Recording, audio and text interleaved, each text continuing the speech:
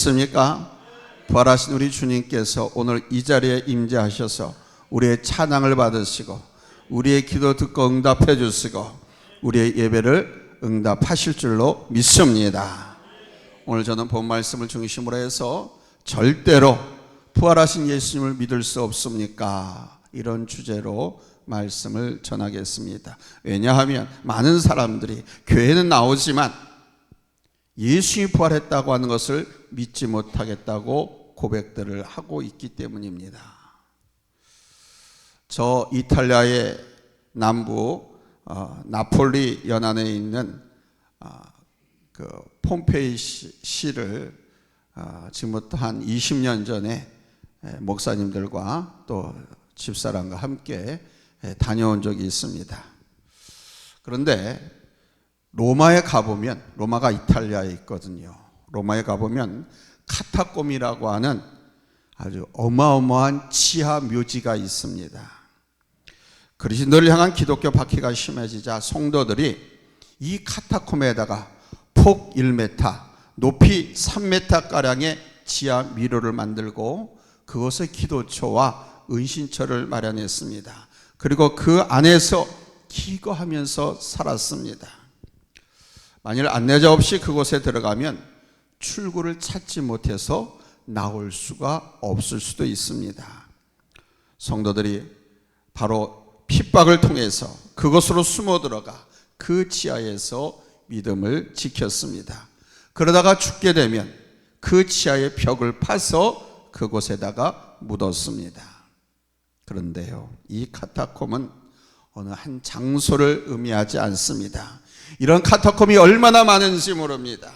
현재 이탈리아의 산지에 있는 카타콤을 합치면 그 전체 길이가 무려 880km에 달한다고 합니다. 880km라고 하면 여기 안산에서 부산까지 갔다가 오는 거리입니다. 지하 무덤 미로가 그렇게 길어요. 그리고 그 카타콤 벽에는 약 700만 명의 기독교 성도의 시체가 매장되어 있다고 합니다. 초대교회 성도들은 어떤 핍박과 박해에도 굴하지 않았습니다. 무려 250년 동안 박해와 순교를 두려워하지 않고 믿음을 지켜왔습니다. 자식에서 손자로, 또 손자의 자식에서 그들의 손자로 세대에서 세대로 이어오면서 핍박과 박해를 견뎌내고 믿음을 지켜왔습니다. 사람이 어두운 땅굴 속에서 숨죽이고 살아가는 그 모습 한번 상상해 보십시오. 사는 것이라고 말할 수 있을까요? 카타콤의 순교자들의 일념은 믿음을 지키는 것 외에 아무것도 없었습니다. 카타콤은 땅굴이 아닙니다. 카타콤은 사실 어마어마한 지하 무덤입니다. 그 무덤 속에서 250년을 살아왔다고 하는 것은 정말로 믿기 어려운 사실입니다. 과연 이런 힘, 이런 믿음이 어디서 나온 것일까요? 과연 재산과 명예와 자기의 목숨까지 버릴 수 있는 용기는 무엇이었을까요? 그것은 바로 그들에게 부활신앙이 있었기 때문입니다. 이탈리아 남부 나폴리에 위치한 그 폼페이시가 있습니다. 여기에 유럽의 유일한 활화산인 베스비우스 화산이 있습니다. 엄청 큰 산이에요. 폼페이시 뒤를 배경으로 하고 있는데 이 베스비우스 산 기슭에 지어진 시가 폼페이시입니다. 이 폼페이시가 주후 79년 8월 24일 오후 1시경에 폭발했습니다. 무려 18시간 폭발했습니다. 그래서 이 폼페이시가 완전히 잿더미로 덮이게 되었습니다. 그 후 1700년 후에 이것이 발굴되기 시작해서 현재는 이제 절반 정도 발굴되었습니다. 화산재에 덮인 그 폼페이시가 무려 화산재가 20-30m 위로 쌓여 있는 거예요. 직접 가서 봤습니다. 그런데 어느 집 한 벽에 이런 글이 적혀 있습니다. 아, 크리스천은 불 속에서도 기뻐했다. 아, 크리스천은 불 속에서도 기뻐했다. 한 무명의 크리스찬이 화형을 당하면서도 기쁘게 찬송하는 것을 목격한 어떤 사람이 그 글을 어느 집 벽에다가 새겨놓은 겁니다. 그리고 그도 죽었습니다. 이때 베비시우스 화산 폭발로 폼페이시에서 죽었던 사람의 수가, 당시 폼페이시의 시민이 2만여 명이었는데 5천 명이 그렇게 화산재더미에 죽었다고 합니다. 활활 타오르는 불 속에서도 기뻐하고 찬송할 수 있는 힘은 과연 무엇이었을까요? 바로 그 힘은 부활 신앙에서 발산한 것입니다. 지금 여기서면 죽으면 끝이라고 생각한다면 어떻게 그렇게 기뻐할 수 있습니까? 지금 여기서 끝이라고, 이거 죽으면 끝이라고 생각한다면 어떻게 찬송할 수 있겠습니까? 나는 여기서 오늘 죽는다. 그러나 오늘 나는 하나님 나라에 당도하게 될 것이다. 나는 오늘 죽는다. 그러나 주님이 부활하신 것처럼 나도 부활한다. 이 믿음이 있을 때 여러분, 그런 힘이 나오는 것 아니겠습니까? 첫 번째 대지입니다. 그래서 부활신앙은 최고의 은총이고 축복이란 사실입니다. 그런데 불행하게도 아직도 많은 사람들이 이 부활을 믿지 못하고 있습니다. 어떤 성도가 솔직하게 고백합니다. 저는 목사님 아직 부활이 믿어지질 않습니다. 믿어보려고 애를 써도 믿음이 오질 않습니다. 아무리 애를 써봐도 믿어지지 않더라는 것입니다. 이것을 볼 때 부활신앙을 갖고 있다고 하는 것이 얼마나 복되고 감사한 일인지 모릅니다.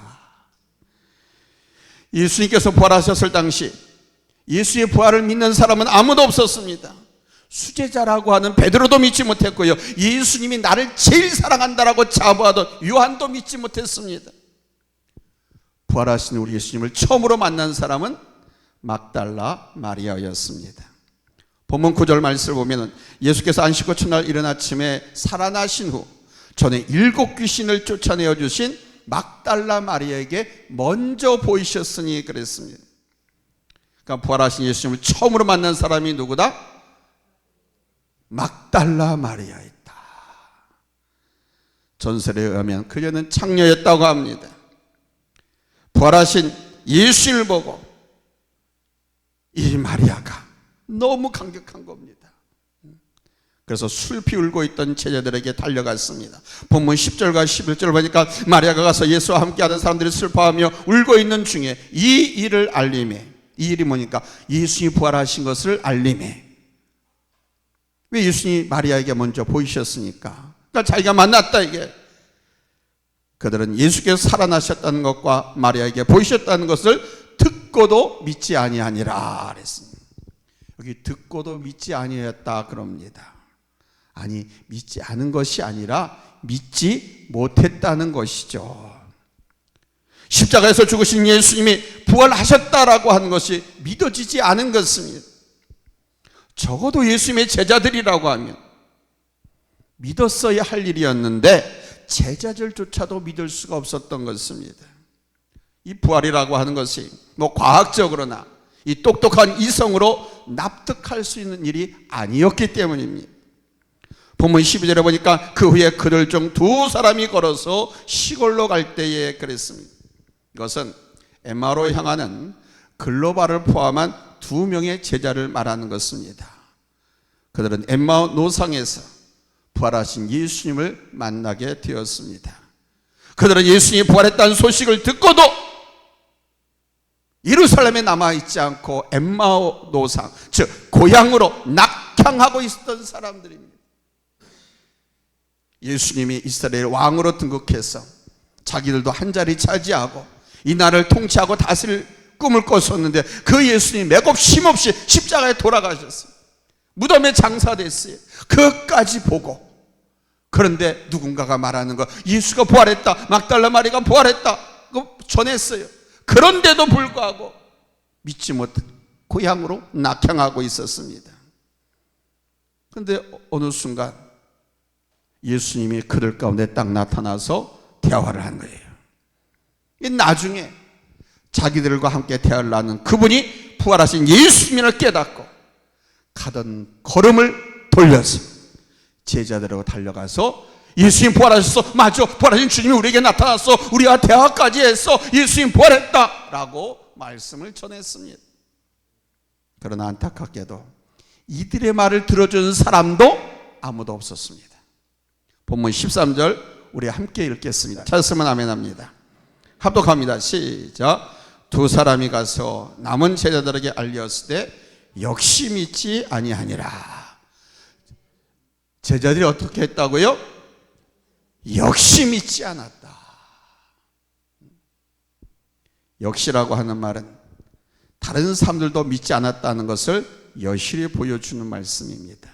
혹시나 했는데 역시 부활 소식을 믿는 사람은 아무도 없었다는 것입니다. 의심 많은 도마라고 일컫는 예수님의 제자 도마를 한번 보십시오. 예수님께서 제자들에게 부활하신 첫 번째 모셨을 때 도마가 그 자리에 없었습니다.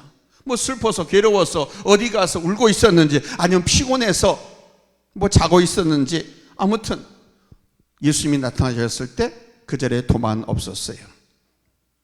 다른 제자들하고 예수님이 대화를 나눴습니다. 다른 제자들이 나중에 이 도마에게 말하는 겁니다. 야, 주님이 우리에게 오셨어. 그리고 우리가 같이 대화를 나누었어. 주님께서 부활하셨다. 여기 오셨다. 우리가 봤다라고 말했을 때 여러분 그 도마가 뭐라고 말했습니까?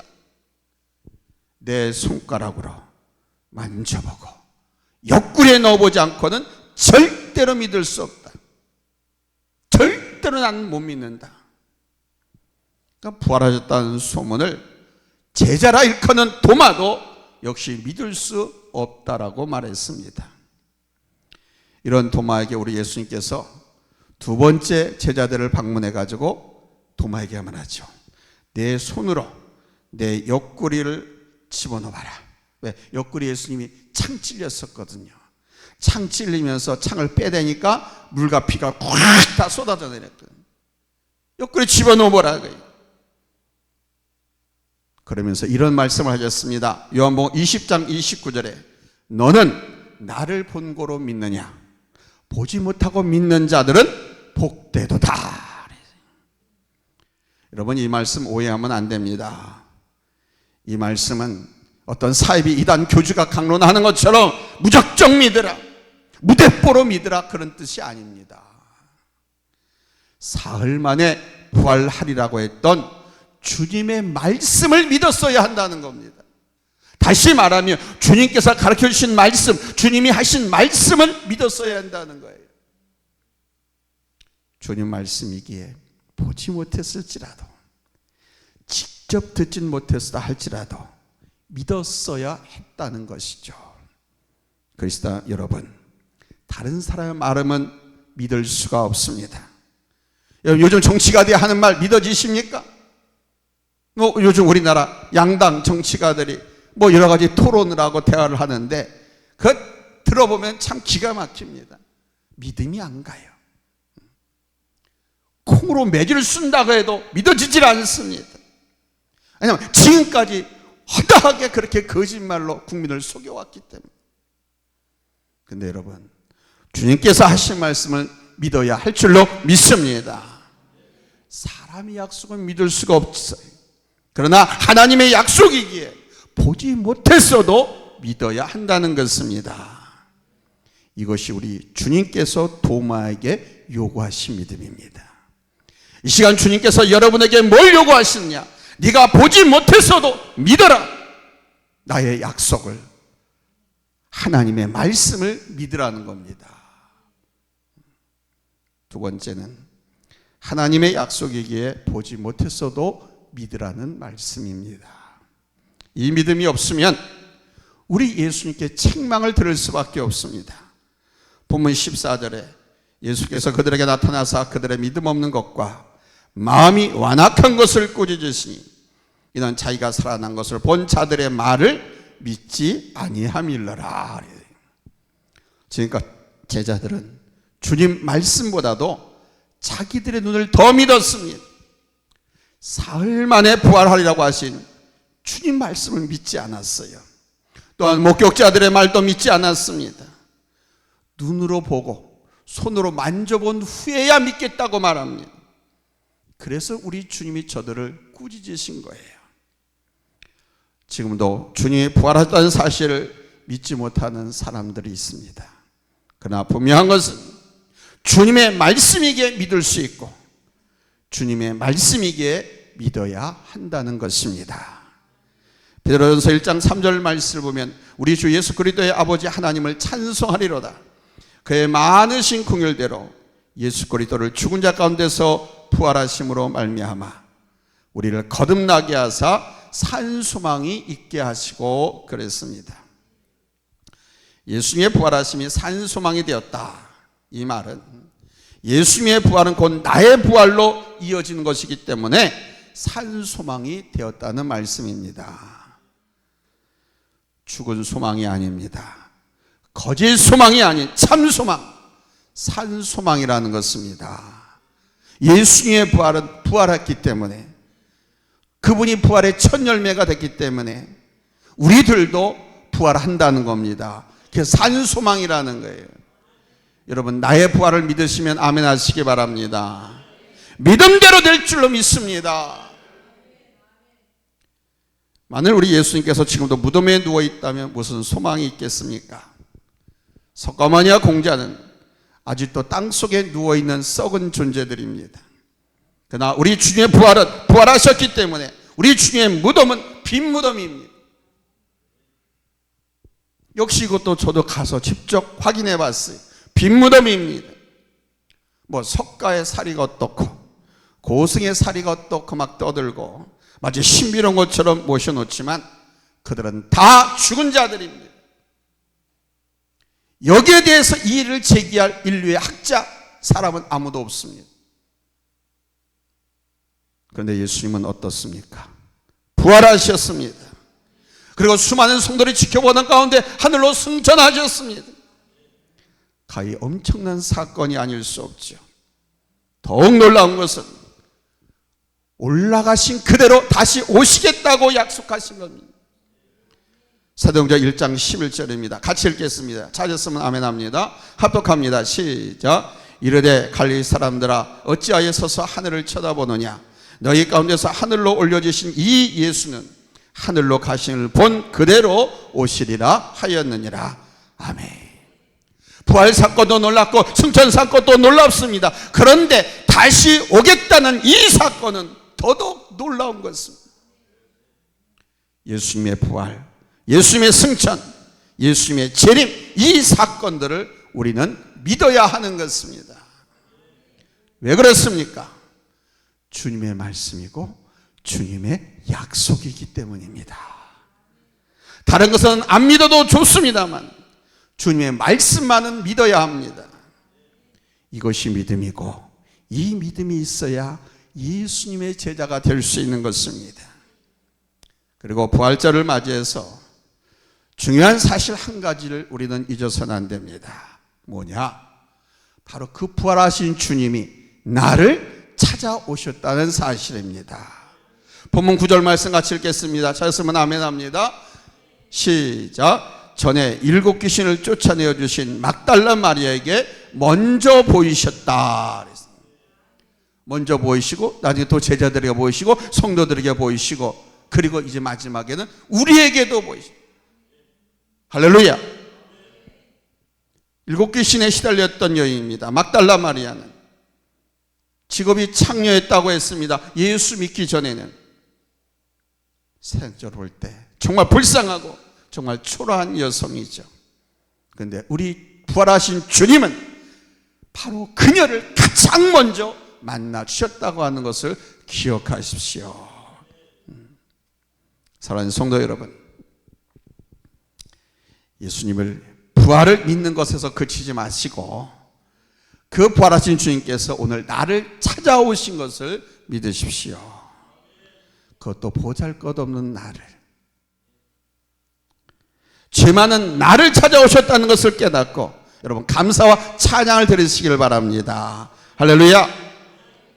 주님은 그 불쌍한 여인의 제자들을 찾아오셨습니다.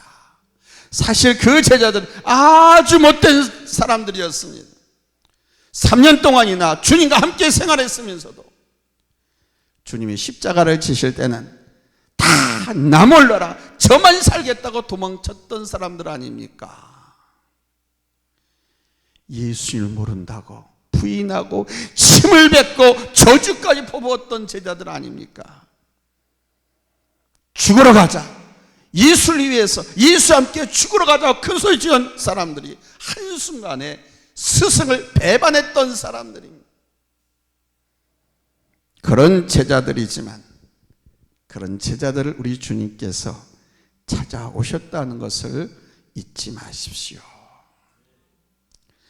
오늘도 부활하신 주님께서는 나 같은 죄인을 찾아오셨습니다. 나를 찾아오신 그 예수님, 부활의 주님을 한번 느껴보시기 바랍니다. 엄청난 사랑, 나를 찾아오신 그 주님, 우리 주님의 사랑입니다. 이런 감격을 느낄 수 있어야만 진정한 부활절이라고 말할 수 있습니다. 오늘 이 부활절을 기해서 우리 교회 모든 성도님들의 신앙이 부활신앙과 재림신앙으로 무장되어지기를, 그래서 기쁨과 소망 가운데 기쁘고 즐겁고 찬송하면서 행복하게 신앙생활할 수 있기를 예수님의 이름으로 축원합니다. 할렐루야. 기도하겠습니다. 하나님